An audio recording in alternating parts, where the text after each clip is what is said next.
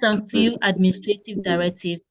Because this session is a virtual session, we kindly ask that everybody mute his or her mic to avoid noise at the background. So we should be mindful of the background noise when we are speaking. Please, in case you want to show your camera during the Q&A session, we ask that you position your camera properly so that we see what we are expected to see.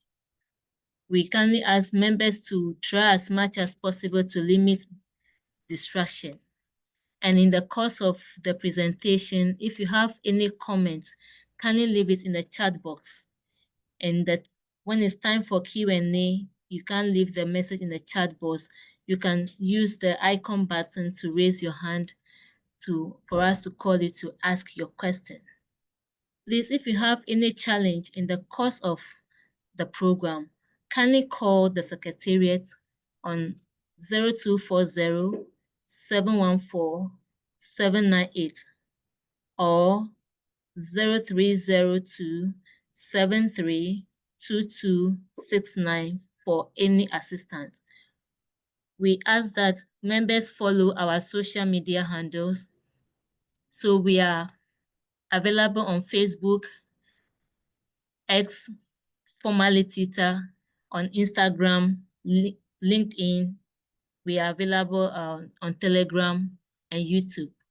We'll share the link that will lead you to our various platforms in the chat box. So we'll put that in the chat box in a minute.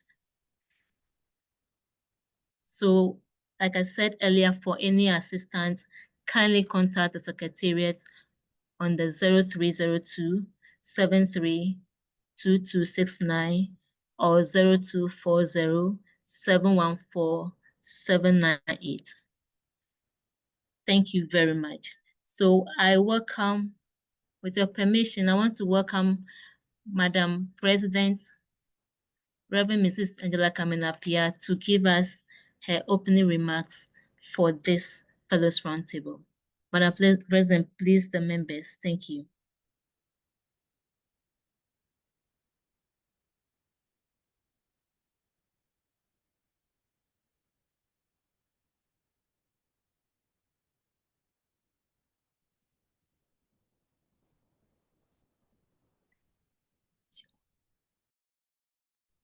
Madam President, please, you are muted, please.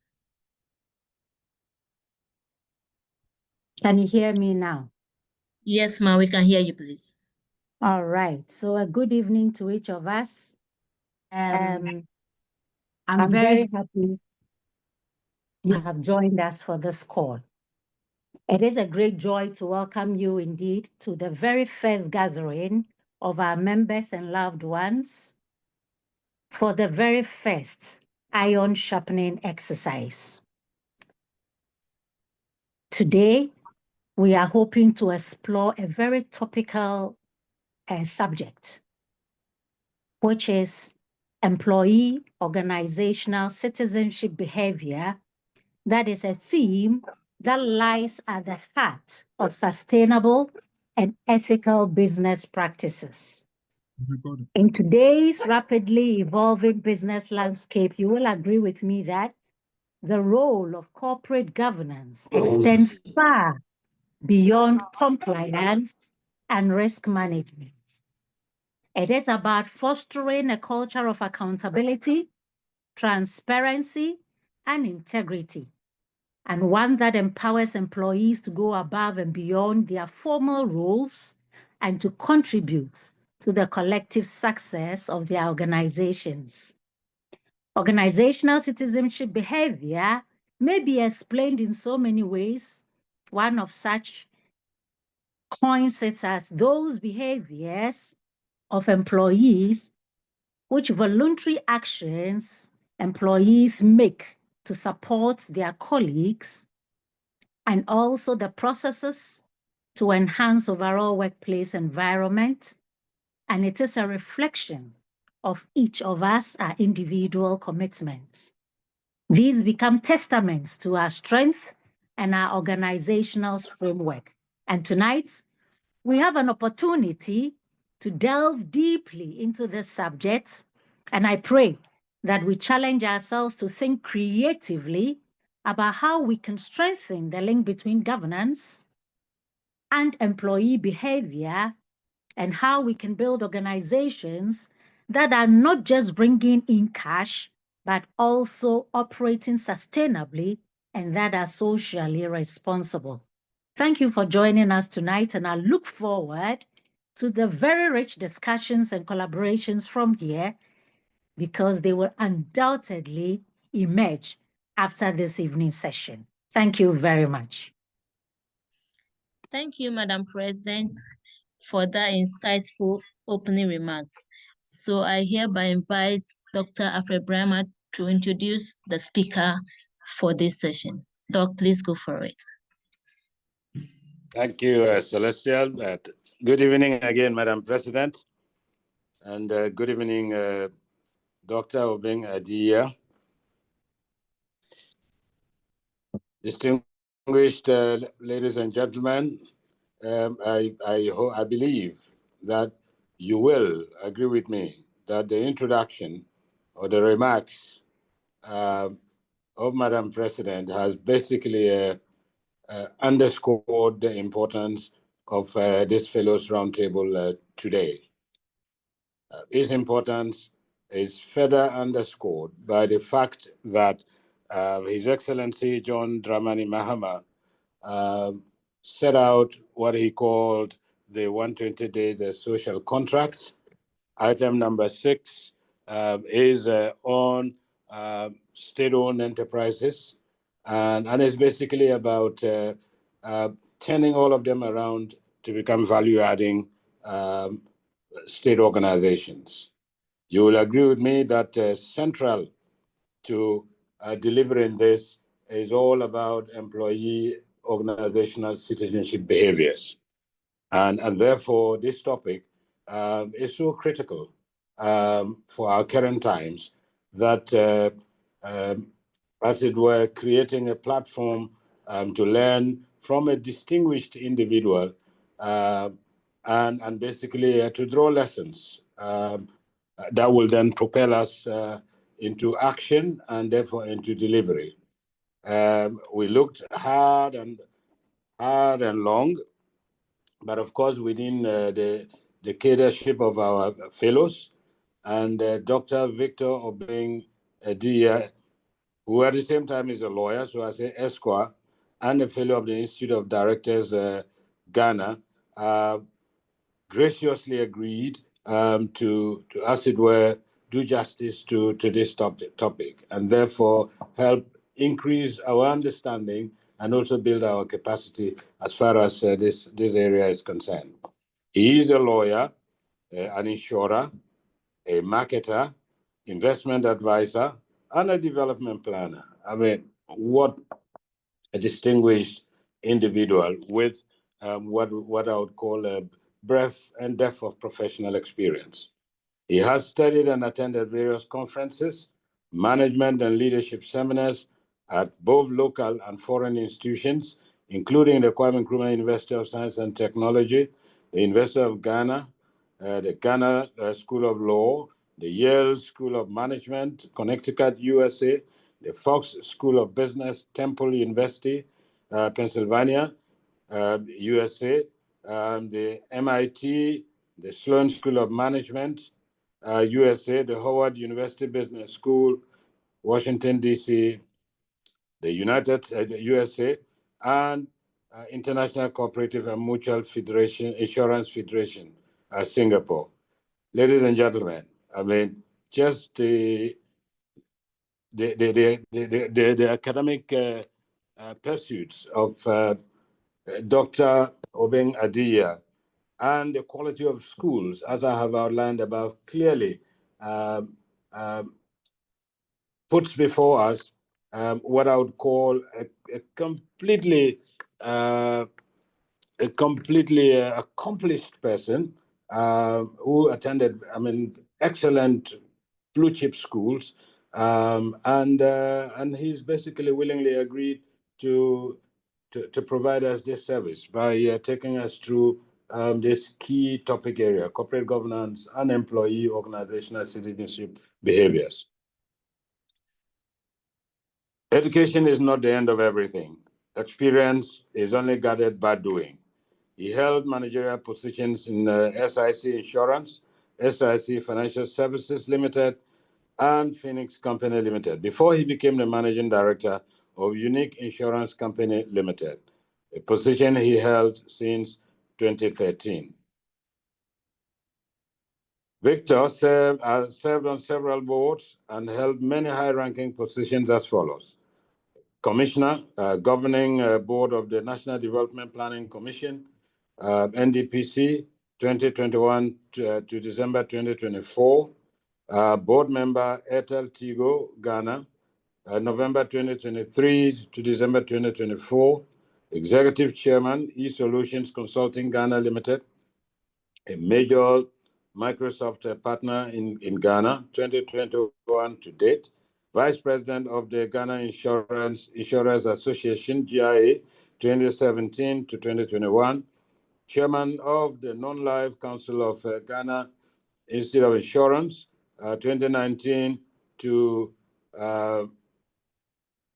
Ghana Insurance Association, 2019 to 2021, Chairman, ECOWAS Brown Card Scheme, 2019 to 2021, and Board Member, National Road Safety Authority, 2021 to March 2023.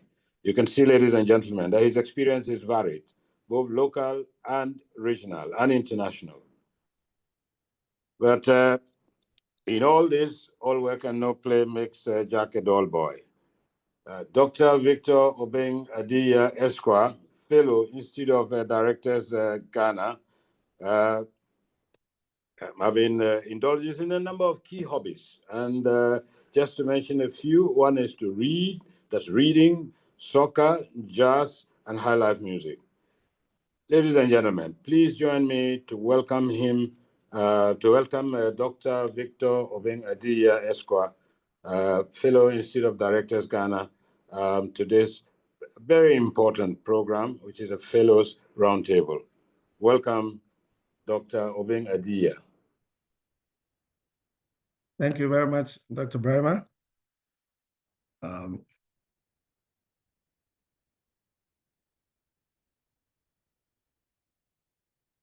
Let me try to share. So you now have the floor, please. Thank you. Okay.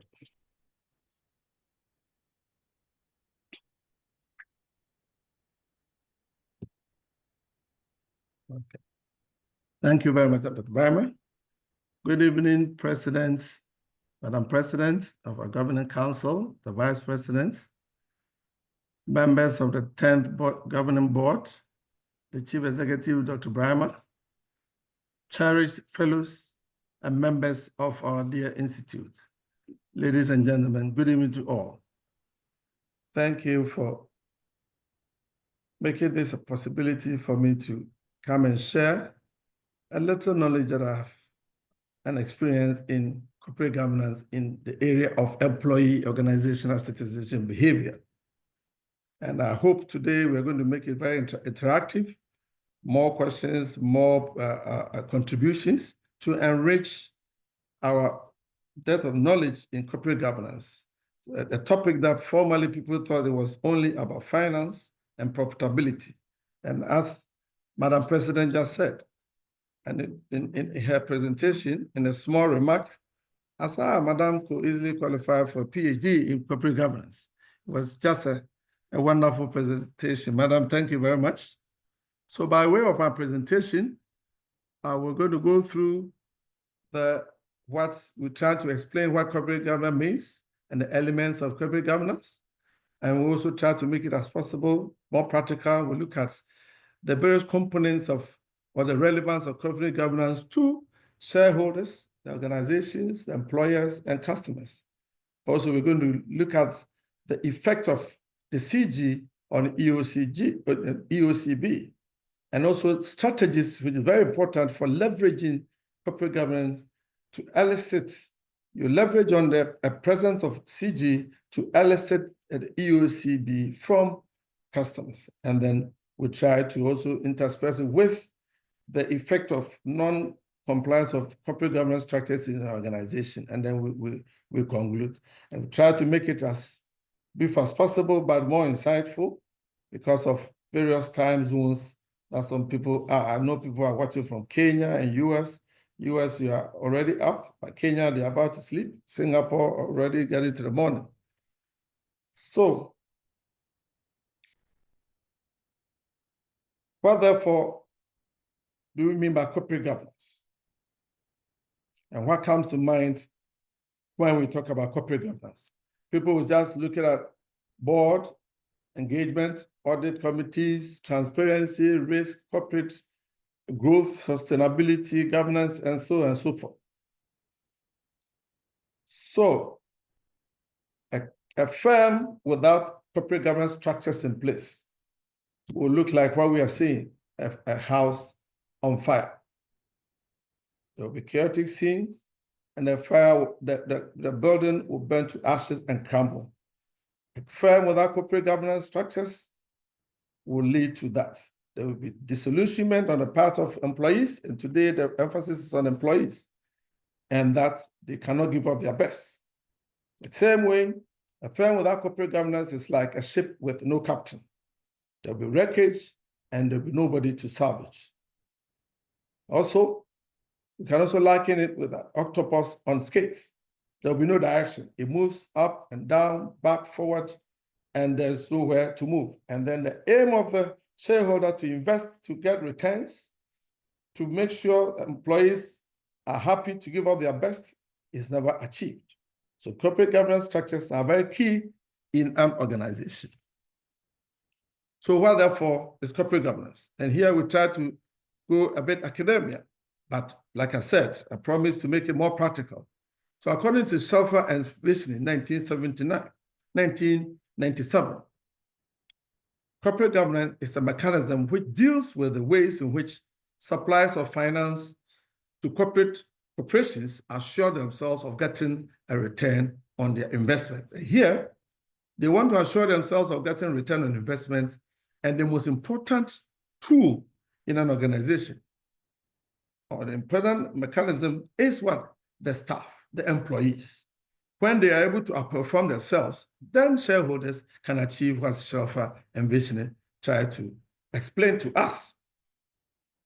That there are several and numerous definitions of corporate governance, and OECD, that's Organization of Economic Cooperation for Development, in 2016, also tries to link the definition or explanation of corporate governance to the various major components of corporate governance by trying to say that it's a series of relationships among a company's management, the board, shareholders, and other stakeholders. That includes customers and what? The employees, which are very, very important.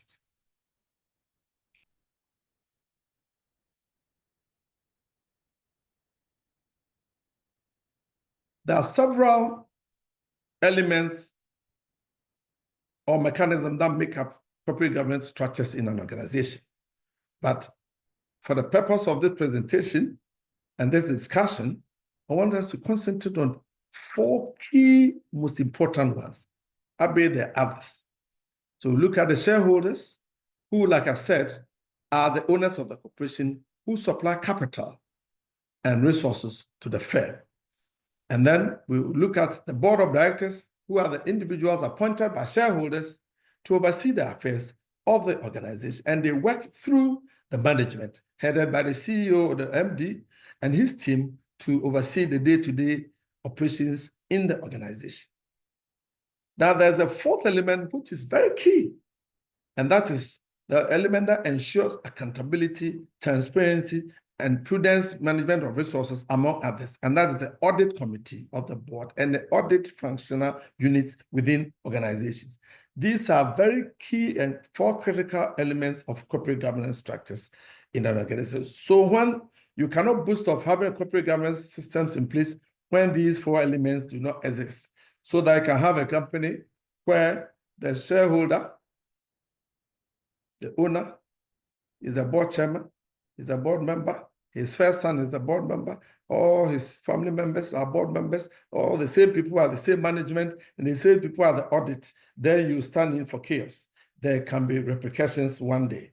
So we have to make sure that these elements or components come in to support the continuous smooth running of the organization as they come in with different backgrounds and different experiences to enrich the operations of the organization so that the aims and objectives of the organizational owners are met.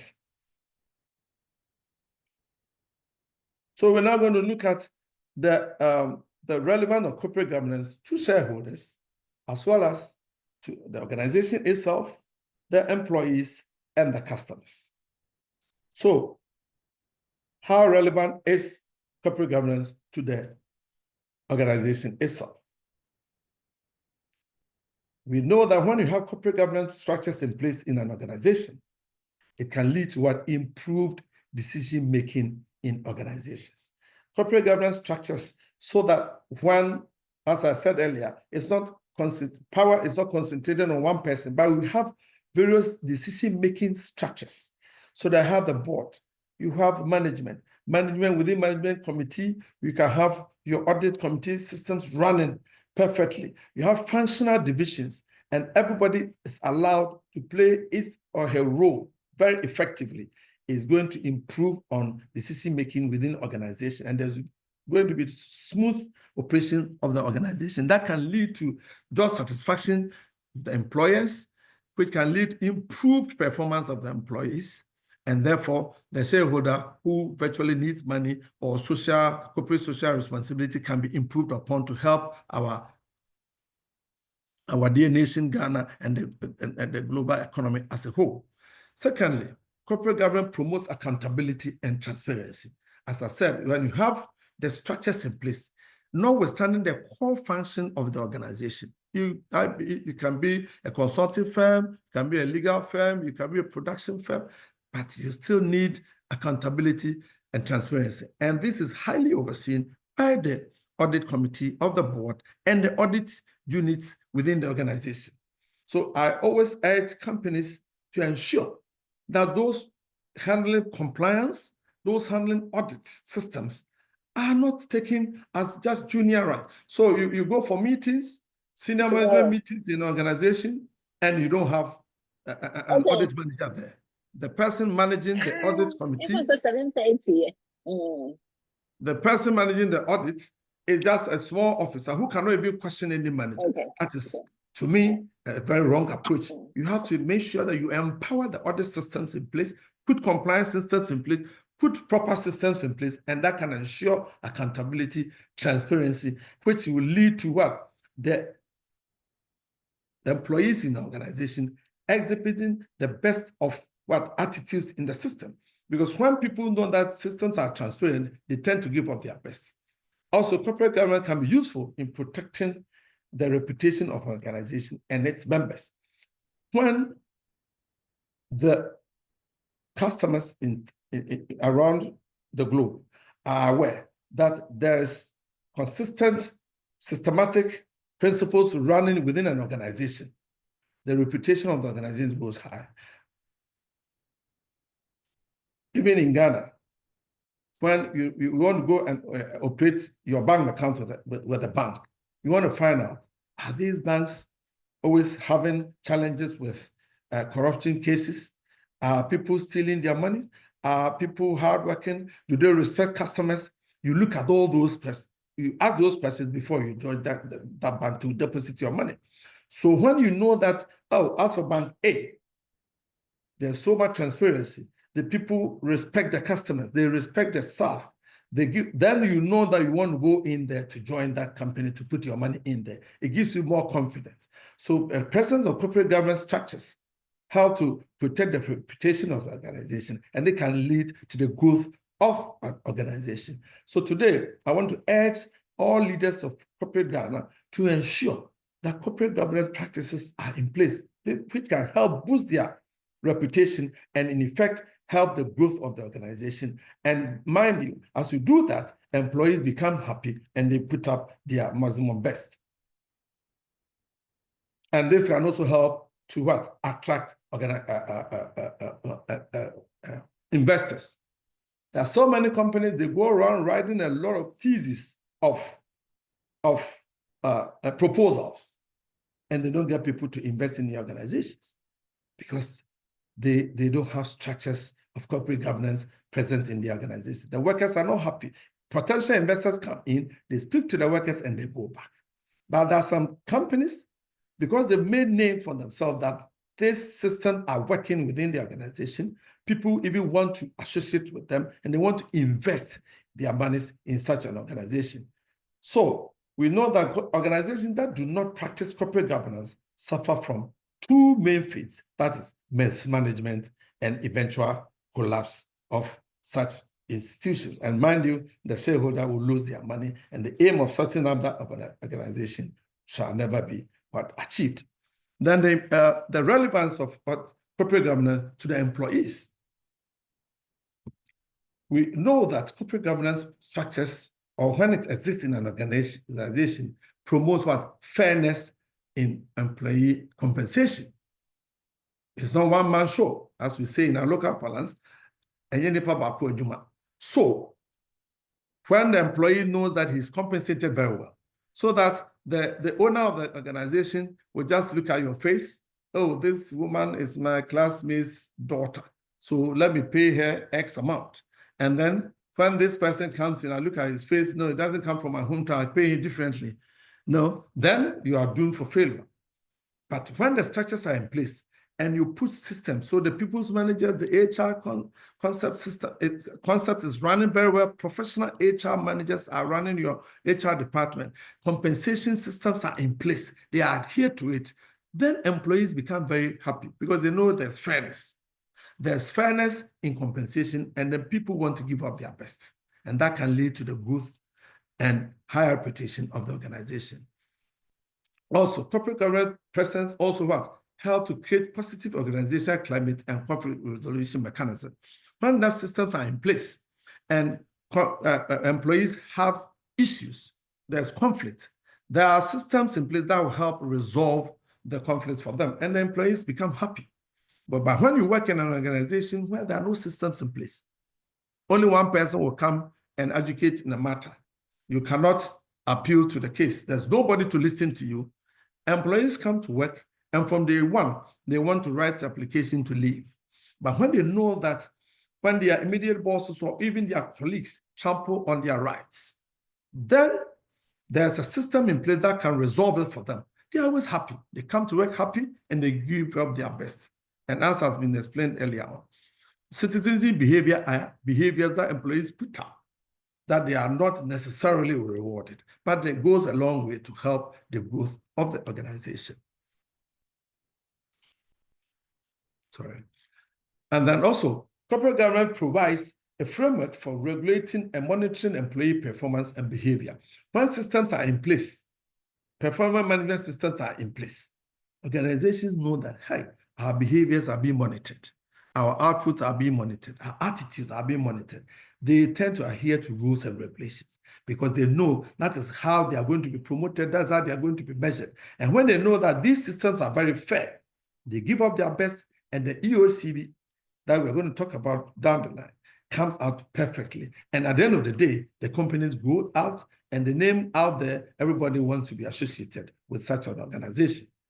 Also, corporate governance presence in an organization, the structures, help to facilitate employees' development through training, mentorship, and what? Promotion, as I've already indicated. When these systems are in place and the HR is allowed to work, the CEO has no control in terms of coming to take over what the functions of the HR. Because remember, the board structures are there. The HR reports go to the board. So if the CEO interferes unnecessarily, where the HR will be biased towards mentorship, towards training of staff, the staff have the mechanism through the corporate governance structures to seek redress. At the end of the day, the staff feel very happy working for such an organization and give up their best because they know that even if the HR function or the people's managers are not treating them well, they have a system that they can seek redress. Once these systems are working very well in organizations, I can assure you that the best of the workers or the employees shall come to bear. And the bottom line is that a company shall grow and the society shall benefit from it.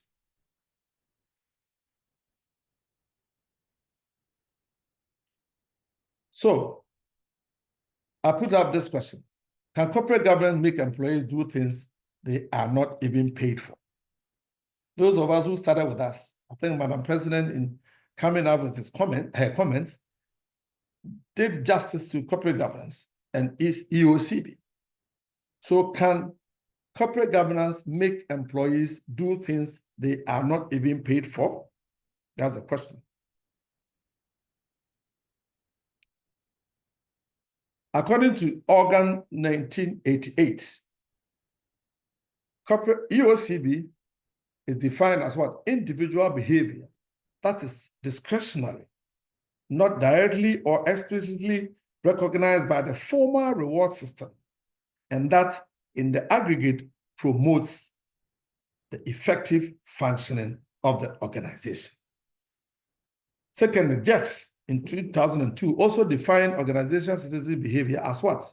Behaviors which employees exhibit and perform, which cannot be traced to their job description, and hence, which are not usually rewarded by organizations. So as we know, when you take up employment, you are given your job description, and you go strictly by that. But when corporate governance structures are in place, and you know that your interest is cared for, there's no discrimination, everything is going on well with you, you want to give up your best. There's no chaotic culture in the organization. Everything is smoothly run. There's peaceful atmosphere. You even want to get from your house, your home, and come to the office as early as possible to give up your best because you are happy at work. That is what we call organizational citizen behavior. You give up more than what is expected of you. You do more than what is written in your job description that has been given to you. So, as conducive atmosphere is created within an organization, people or citizenship within behavior tends to be more positive, tends to be higher than what it is expected of them from the job description. So we try to look at we're going to look at the effect of corporate governance on EOC. So when there's corporate governance structures in place, how does it affect employees outperforming themselves without necessarily being part of their job functions? Now, one, corporate governance empowers employees. So when the structures are in place, and you know that you are the supervisor, you are the manager, you are head of a unit, you are a head of department, you are a general manager, you are a director, you are the CEO, you are the board. You know your functions, you know your limits, and you can perform without hindrance or interference. When people know that their job functions are not interfered with, and they have the free will to perform, they tend to give up their best and therefore outperform themselves. And as we normally say, they kill themselves for the business. Also, corporate governance also provides what? Regulatory framework for staff behavior. When systems are in place and staffs know boundaries, they know where they can go to, where the limits of their behavioral patterns, they tend to give up their best because they know their rights cannot be trampled upon by their colleagues, their subordinates, or their bosses. They are co-equals, we are the same, we are working in the same environment, there's mutual respect. People tend to what? Give up their best and put up very good account of themselves, a very good behavior. It also, corporate governance structures also what? Ensures fair compensation and reward systems. And when there's fair compensation and reward systems, it what enables EOCB to be at its best. People tend to give up their best because they know that they are compensated based on what they've given up. So people can, some organizations can come up with best worker for the week, for the month, for the year, for the quarter, and so on and so forth. These are all reward schemes that are put in. And when those systems are fair, when people are giving up them, all right. When those systems are very fair, people tend to outperform themselves, but they know when they give up their best, the company will grow and they will also grow, both in income and in reward system that can help them to also impact on society and the organization. EC, which is corporate governance, CG, sorry, also contributes to organizational justice. But when those systems are in place, and it's not in the hands of only the CEO, who tends to be the board chairman, who is the CEO, who is the head of the department, who is the auditor, the accountant, and then the husband or the wife is the operations manager, and everything is centered around one family. Nobody can question anything. There's no justice. People's grievances are not well addressed. What happens is that people come to work and they're not happy, and they cannot outperform themselves. They cannot put up behaviors that is outside their job description. So they come in and you ask them to make 10 calls. After 10 calls, they sit down. When there's even going to be fire, the fire extinguisher is there. You will not even prompt anybody, because that's how you want the organization to run. And I can assure you, when you run organizations like that, you are not going to get any reward coming on the part of the shareholder. So I entreat shareholders and senior management to eschew these autocratic grievances and selfishness, and try to come up with equal justice system that will benefit everybody. And when you do that, your employees will give up their best and they outperform themselves. That can lead to the success and attainment of the goals that were used to set up the organization. Also, one of the major effects of corporate governance structures on employee organization citizenship behaviors is that it's what facilitates employee career progression and job satisfaction. When the systems are in place and there's no favoritism and people are working well and they know that they can progress. So someone will tell you, I started as an officer.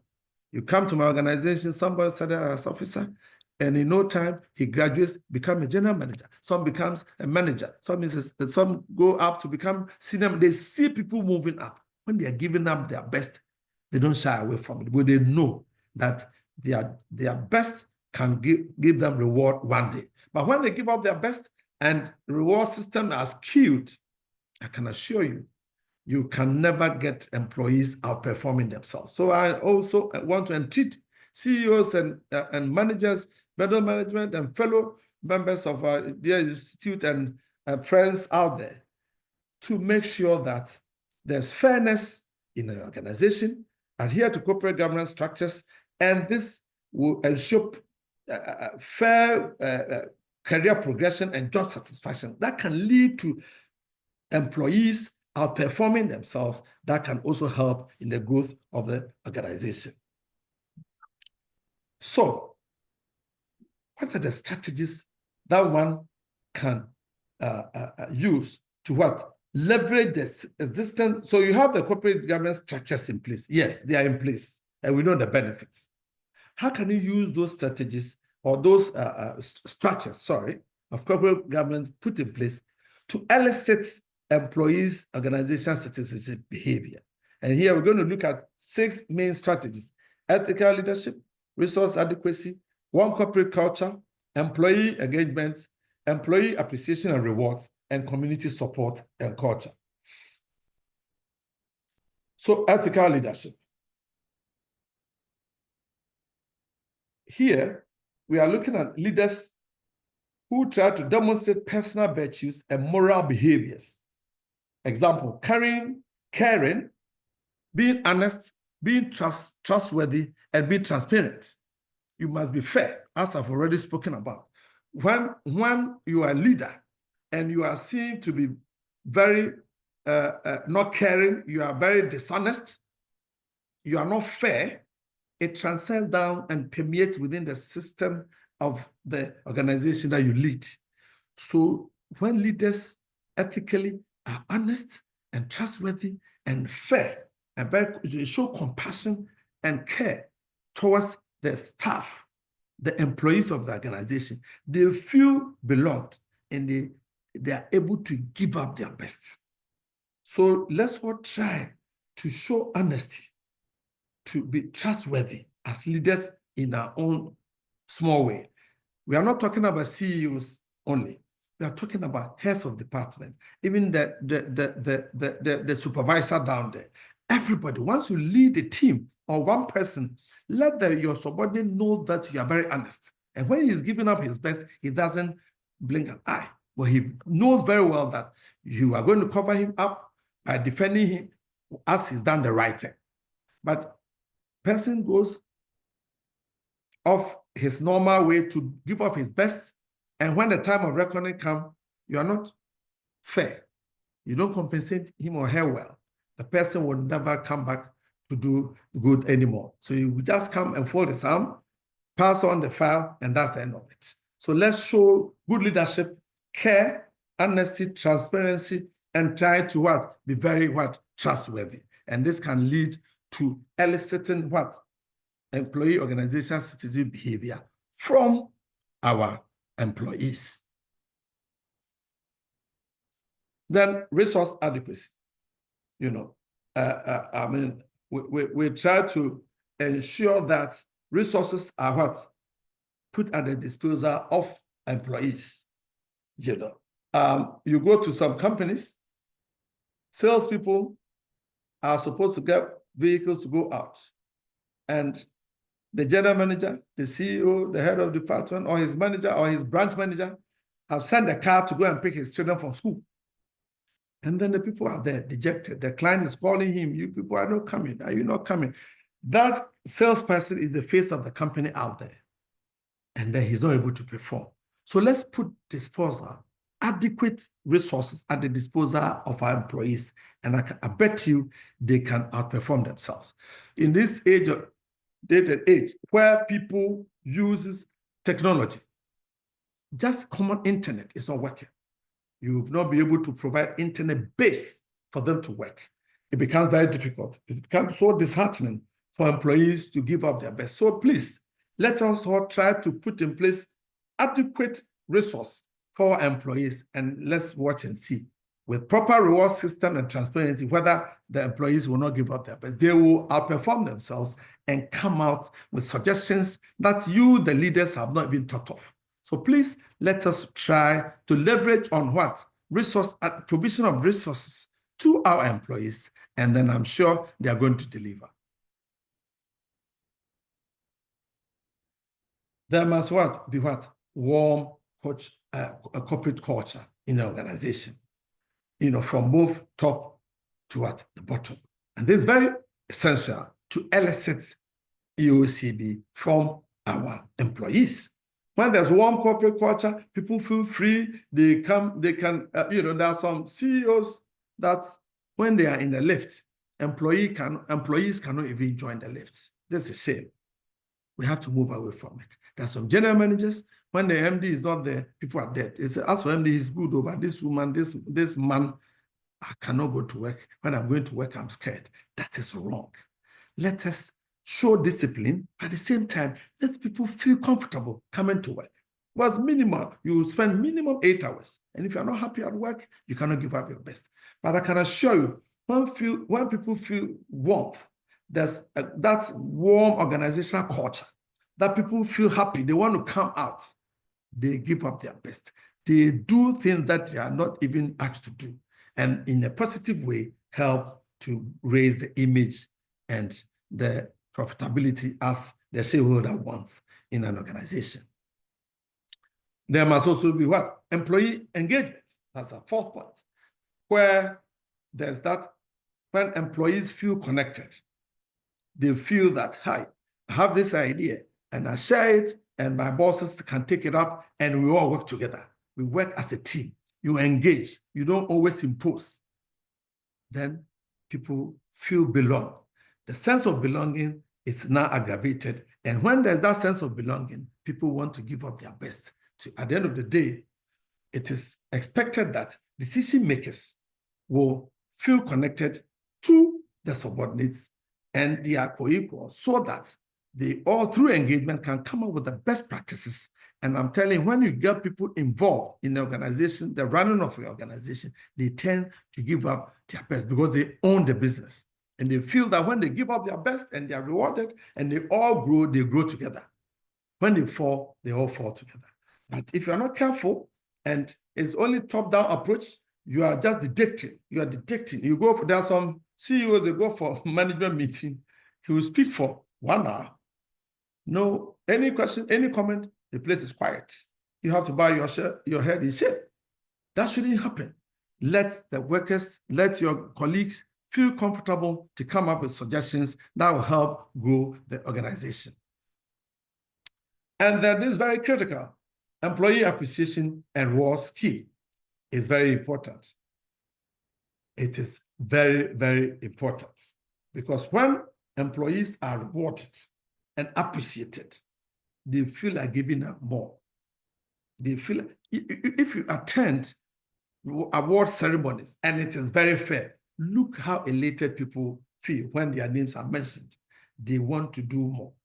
So please, I want to urge all of us that in our various workplaces, let us give up our best by showing appreciation to our colleagues, to our workers, to our subordinates, to our leaders, so that at the end of the day, when they are rewarded, they can give up what their best. And this is what we call the carrot and the stick approach, which encourages the use of reward as much as punishment. So when people don't perform, they are punished. They got to be punished. I remember when we were during our induction training program before the induction ceremony, and somebody said, "Oh, it's not easy to sack." I said, "Really? It is very easy to sack. When people, the same way when people perform, you have to reward them and must be very transparent. The same way when people underperform continuously, you must be ready to let them go so that people can give up their best. Reward when there's the need for it, it is very essential. You don't keep people rewards for others. You have to appreciate, show appreciation. But trust me, when people are also not performing, let the whole world know that if you don't perform, you go home. You don't threaten, but it's very essential. And this happens a lot in private sector. That's how come public sectors are not making profits. It's not only corruption that we talk about. This is people, when there's even reward, people are in the public space in particular. People are not even open. They want to give it to whom they know, who comes from their hometown, who is from their party, who is from this side, who is from that side. Is it the errand boy or the CEO? That is not what we are talking about. Let's be very transparent and reward and appreciate people who deserve it. At the same time, let's punish those who don't deserve it and let them go home. Consistently, if they are underperforming, you have to change them and bring new people to help grow the organization. And you can only agree with me when you use your own resources to establish an organization. Last but not the least, there must be a community support culture in the organization. People must be ready to support one another. When employees feel a sense of support from colleagues, they tend to perform better. When employees feel a sense of support from colleagues, they tend to what? Perform better. And here it comes from what? Leadership. Let's extend hands of friendship to support one another. You don't draw what we call the Chinese wall. So those of us in the insurance industry, let me give a scenario. The salespeople will go there. You always see a Chinese wall between the technical department and the sales or distribution department. They go to the marketplace, get a business and bring it back. They feel, those technical people are there. They don't go anywhere. And they think they don't do anywhere. I can assure you, if they don't sit back and work too, you are going to bring a very bad risk. And that can help collapse the company. So simple, we help one another. Those are the background, the technical department too. When they are also talking to the salespeople, whenever you go out, you bring very bad risk. What do you want us to do? No, let's support one another. When they bring a bad risk, tell them, oh, my dear sister, my brother, my colleague, brother by first, the Victor, George, this thing is good. You've done well, but in insurance, we don't do ABC. So I beg you, can you talk to your customer to do this? That is how we're talking about. The same way, when the salesperson also comes in, he comes out with various issues and you explain. And then together we build the organization. So please, let's all try to promote community support culture in an organization. And with that, we tend to perform better. So when these things are in place, we are able to elicit employee, organization, citizen behavior at the highest point that can help that can help organization to achieve the set goals. And I can assure you that, as I showed earlier on, when all these structures are not in place and the corporate governance structures are not in place, then the organization is ready to go down.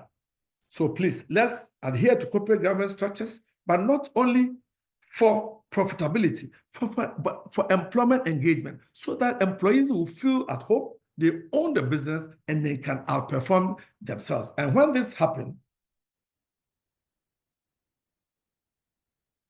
profitability and share price can also go up.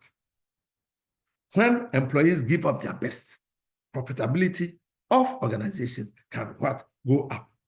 And also, it can, when there's also corporate governance structures in place, it also helps to shape employee behavior, as I've already explained.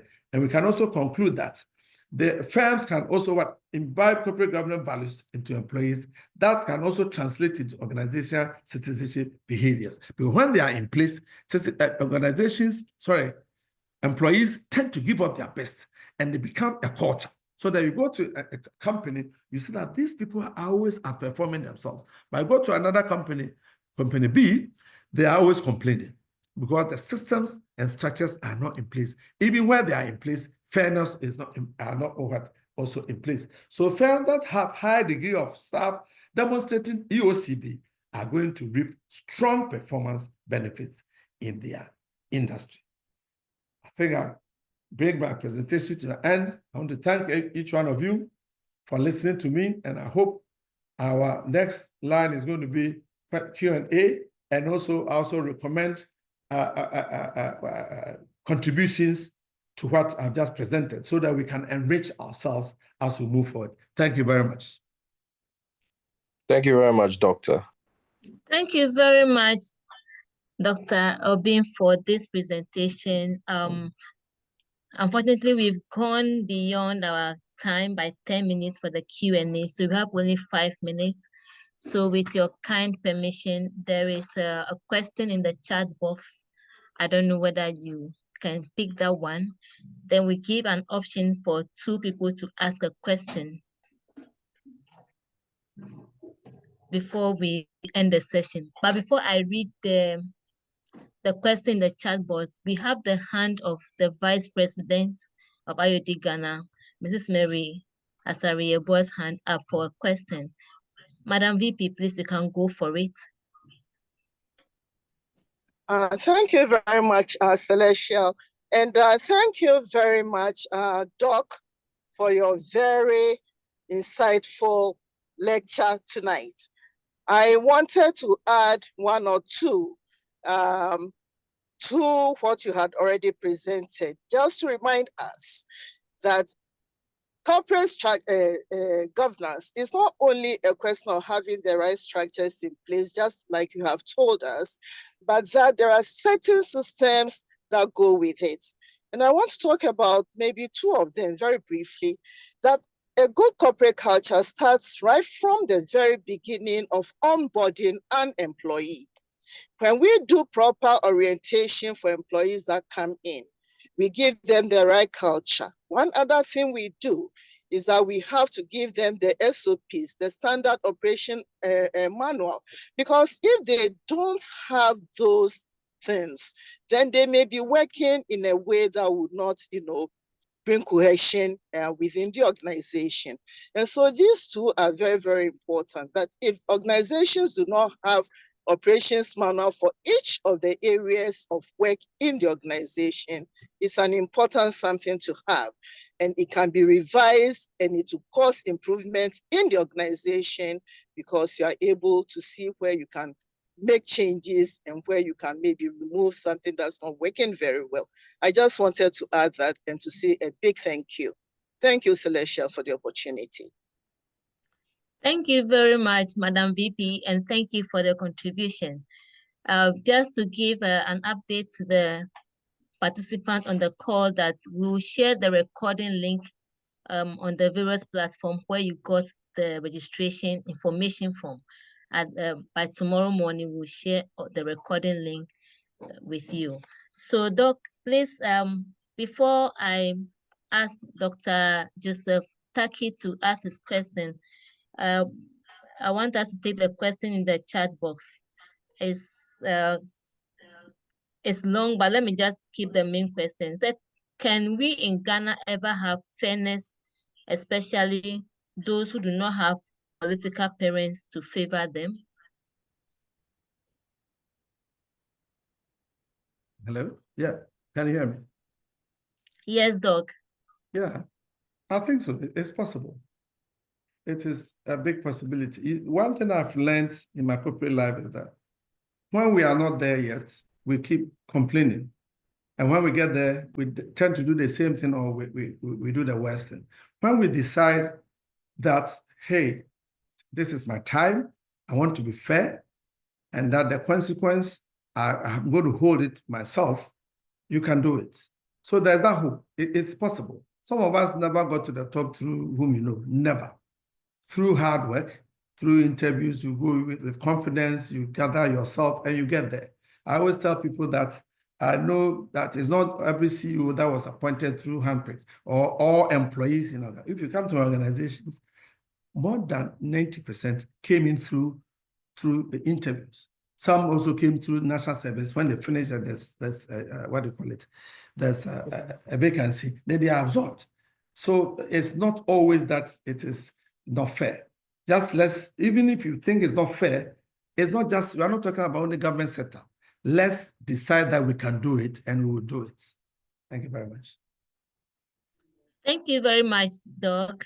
So I want to call on Dr. Joseph Taki, and the last question will be from Madam Gloria Simple. Doc, please go for it. Okay, thank you very much, Dr. Bean, for a great presentation. I want your take on an experience and observation that I have made regarding the highest level of decision-making in a number of organizations, that is the board of directors, where we normally don't see some experience of individuals in the human resource management of organizations. Whilst we believe that strategic HR partnerships can contribute so much to organizations, and we do not see this happening or this contribution coming from the board level. And for instance, issues to do with wellness and other very key interventions that support employee citizenship behavior. I want your take on this because it's an indictment on the number of boards. Thank you. Thank you very much, Doc. I think you are just right. I know a company that the HR calls me all the time, and then she said, "Yeah, boss, I wish I was working with you." When anything I tell my MD, HR, she doesn't want to take. It's all production. You there, you are lucky. Your HR is lucky. The corporate governance, as our vice president just said, it's an area. It's such a broad area. Even board diversity alone can take 1 hour to explain.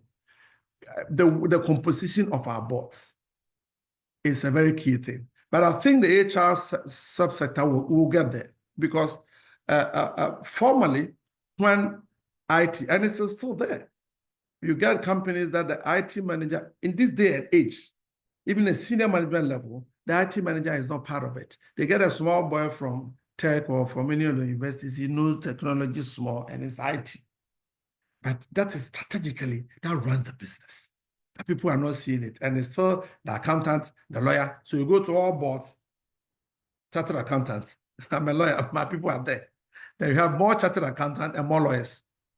And so at the end of the day, we are not getting other professionals.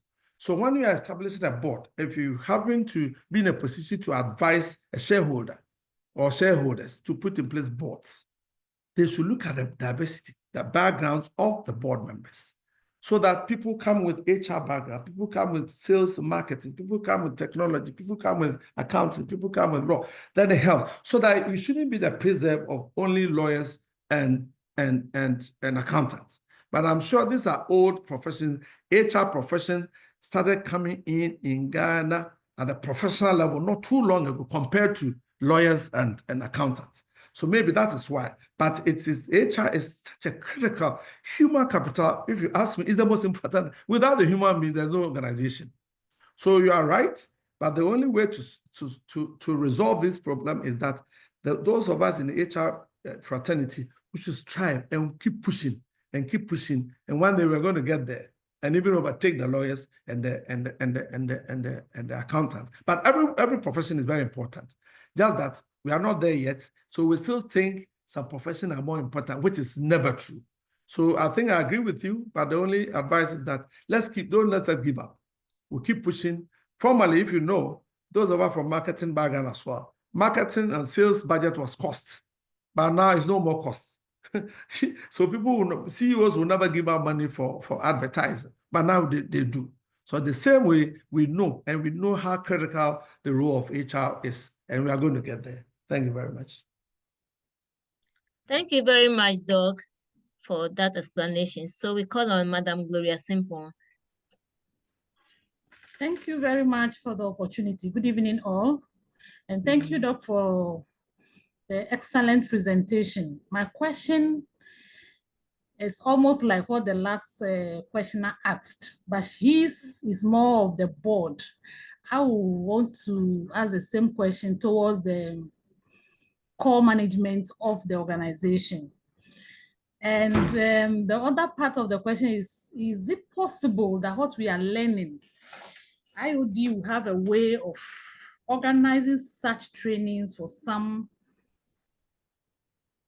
leaders in the institutions? Because as I sit here to listen to what you are telling us, and then looking at what is happening where I work, total opposite. And some of the things, it looks like we know what is right, but it's like we need somebody else to remind us this is the right thing to do at the top management level. I am not going towards the board. With the core management staff, CEO, HR, a lot. Yeah. Is it possible that we infuse what we are having, try to remind them of some of those things to help us work very well? Thank you very much. Thank you. I'll make it very brief. I think you are right. I mean, this is very debatable, but privately, when we meet, human capital is a challenge in this country. We have so many people with qualifications, but when it comes to deliverables, it's not about achieving your targets. We are not able to nurture our team members. We are, pardon me for my language, let me say it, we are too selfish. We don't give up, So there are places that don't pay well, but because of the behavior of their leaders, people don't want to leave. The other places, somebody will earn 10 cedis a month, he will resign and go and take 5 cedis, but he's revered, he's respected, he's groomed to take over. You understand? So that's how we're supposed to do. If you come to my organization, I took 3 names to my board. These are the people I'm grooming. This is my deputy, this is it. But they are all senior management material, and in each one of them can be CEO anytime I leave. I remember one board member said, "Hey, Vic,